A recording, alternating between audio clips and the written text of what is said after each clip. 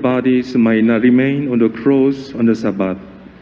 For the Sabbath day of that week was a solemn one. The Jews asked Pilate that their legs be broken and they be taken down. So the soldiers came and broke the legs of the first, and then of the other, who was crucified with Jesus. But when they came to Jesus and saw that he was already dead, they did not break his legs. But one soldier thrust his lance into his side, and immediately blood and water flowed out.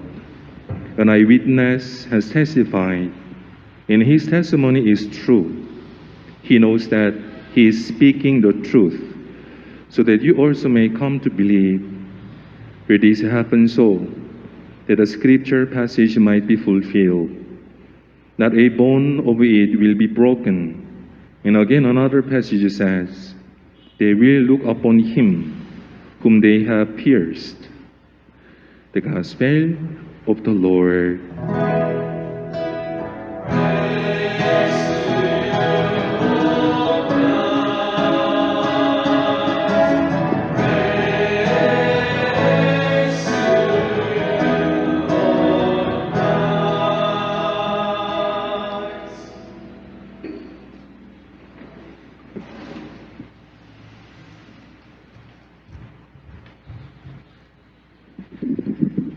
Naimbag nga agsapa, good morning. And happy fiesta to all of you, and also to those who are one with us in this virtual mass, those who are in their homes. We thank you for being with us today in a celebration of our feast day as a Gimong here in the Sacred Heart Chapel, Kilometer 5. And we are so happy because we have here with us our former priest who had been serving this Gimong not so many years ago. We are happy that this feast reminds us that indeed the Sacred Heart of Jesus is not just a devotion, but it has something to do with our relationship with one another. They are here because they experience the love of people in this community. They are here because they were inspired during their stay here, and they are here because it is their joy to be one with us. You see, we are tempted to think that the good news is what we hear during the celebration of the Holy Eucharist. Of course, that's true. We hear the Word of God, that's the good news. But the good news is also in those people who have experienced the love of Jesus. The good news is also in those preachers, pastors, priests, who may have been inspired by the way we journeyed with them. So it is my joy also to welcome our brother priest here in the persons of Reverend Father Harlon and Reverend Father BJ. Let us welcome them. Let us give them a round of applause. Well, we have here also our co-pastor, my co-pastor here in the parish of La Trinidad, Reverend Father Bede. Palakpakan po natin ang ating napakasipag na pare sa ating parokya. Kana kada kayo matkakabsat, welcome kada kayo amin. So I will not be the one to give a homily, but because I saw and we already welcome, of course, these priests who are here with us, and as I have mentioned some of these reasons why they are here, maybe they could also share something about the reflection on this occasion of the Feast of the Sacred Heart of Jesus. So, anusan tayo, kasla nga recollection da ito, inyahan nga anusan kiti ano, di kat ganasan tayo, ragsakan tayo iti homily o no sharing dagiti dua nga papadi. Ni Father Harlon siguro ti umun-una tayo muna nga sinmang pagtatay, sumarono ni Father BJ.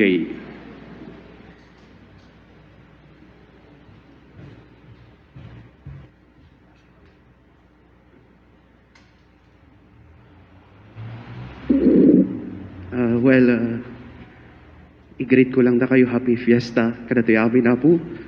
Kat I was actually kinontak da piman siya nga siya kumati mangalag kadagay one of the novena masses, but I declined ako na hangko pa amot i schedule ti classes me. So nga tapno hanyo ibagbaga nga hanak nga galala dito ti schedule ti novena. I came on this feast, and especially of course it is a solemnity.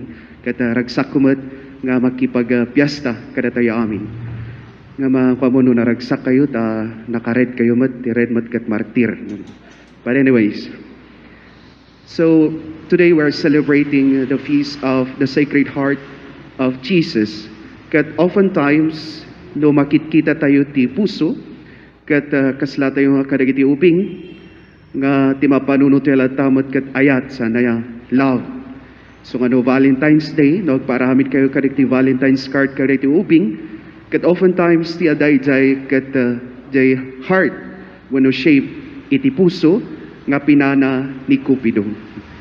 But then trying to understand the feast of the Sacred Heart of Jesus, kat the Sacred Heart ti puso ni Jesus kat puso nga natutudok saan nga gapu nga tinudok ni Cupido, but of course a heart that is pierced because this is a heart that loves unconditionally.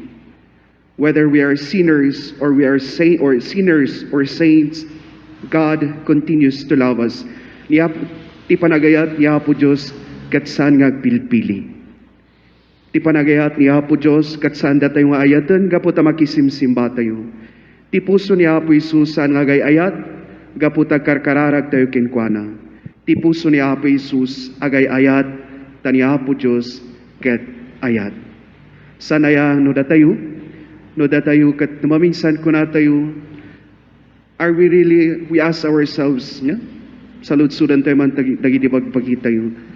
Especially as we continue to have this devotion to the Sacred Heart of Jesus, are we really or are we truly loving?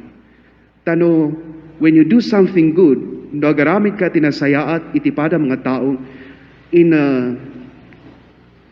nga at the back of your mind nga may santong aldaw kat subalita na itiday nga ayat, you are not truly loving, you are investing. Di ba no ag-invest ka kat aday ti kapanunutam nga adanto ti may sangal daw nga apitam tuday ta nga in-invest mo. And so when you love expecting something in return, or when you do something good expecting something in return, you are not truly loving, you are investing. Isu nga no saan nga masubalitan iti dahi nga ayat ket masaktan tayo. Why? Because we did not truly love, but we are investing. Tapno adan to ti may saldaw adati apitan tayo. And so this is the challenge of the devotion to the Sacred Heart of Jesus, that hopefully no agayat tayo saan nga gapuna nga dahi nga tao ket nasayaat, saan nga gapuna nga dahi nga tao ket nasayaat kada tayo, but simply because we love. Agayat tayo because it is our nature to love. If we are created in the image and the likeness of God, who is love Himself, then it is also our nature to love. And we love that person. We love ayatan tayo nagitipada tayo tao because it is our nature to love, not because they are good to us, not because they did something good to us, not because kaaruba tayo, not because kasinsin tayo isuda, but because it is just our nature to love. Iso nga agayat tayo, the challenge of the Sacred Heart is when we love, we just love. Baka malaglag ito yung motto ti EPS-CP yan, just love. Putno piman di ay, just love. No agayat ka latan, unconditionally, saan nga pilpilyan, and without expecting something in return. Nainayonan to ni Father PG.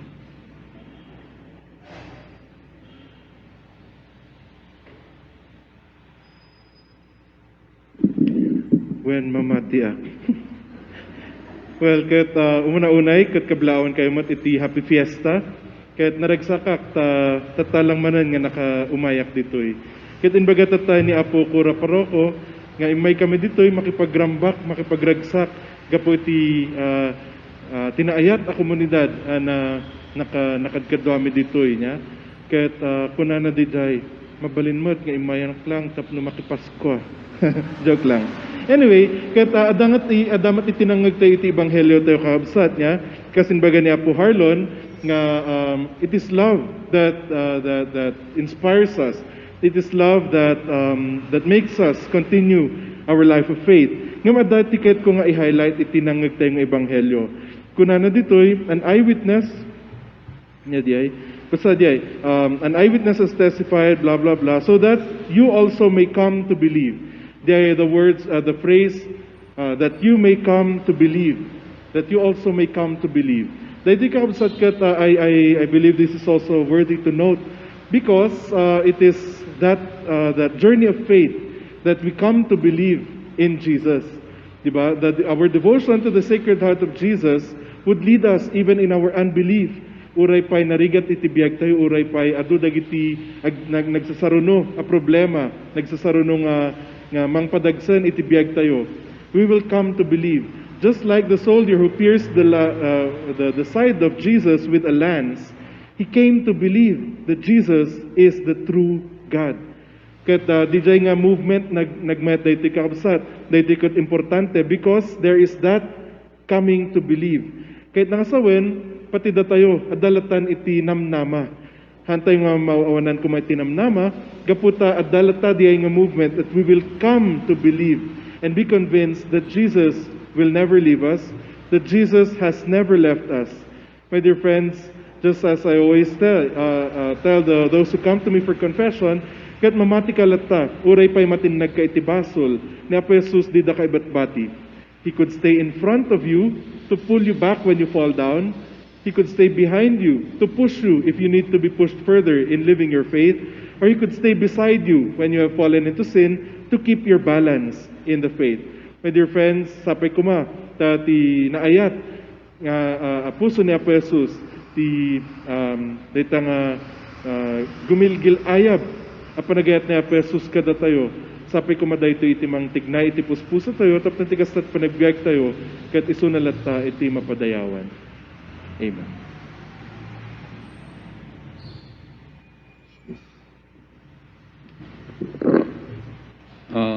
Before we profess our faith, I just like to add something with the sharings of our brother priest here. It is my personal reflection also that indeed the heart of Jesus speaks of our relationships. I observe that most of you who belong to this Gimong are always present whenever there are occasions. Inya, kaslangay nga nukuma ijay kanan, ada kayo nga kanayon niya. But of course, occasions about our faith, every time there is an occasion, even in the diocese, you are always there. In occasions, even in far parishes that belong to the diocese, you are there. And some even visit other dioceses, and you visit these places as a group. I believe this is one of the fruits of your devotion to the Sacred Heart of Jesus. None in my recollection where there are groups in a Gimong or parish that do what you do. So it is my joy to see you being involved in all these occasions. It's a good sign that indeed your devotion to the Sacred Heart of Jesus is fruitful. You continue with that because it also inspires us, your pastors. Every time you are one with us in any occasion, especially in activities or liturgical celebrations in the church, we are really happy to see you. Sometimes we jokingly tell you that, oh, you are here again. But you see, that is an affirmation. That is an opposite way of telling you that it is good you are here. So ang kayo nga masaksaktan niya. Gaputa dayta iti bunga iti debosyon nyo. Maguyugoy kayo nga makipartisipar kadag iti aktibidades iti simbaan. So thank you very much, dear gimong members of this BEC or Basic Ecclesial Community here in Sacred Heart Chapel, Kilometer 5. You are on the right track. Go on, and we are one with you. We hope that there will be more members to be added to your group, going around showing to people that it is joyful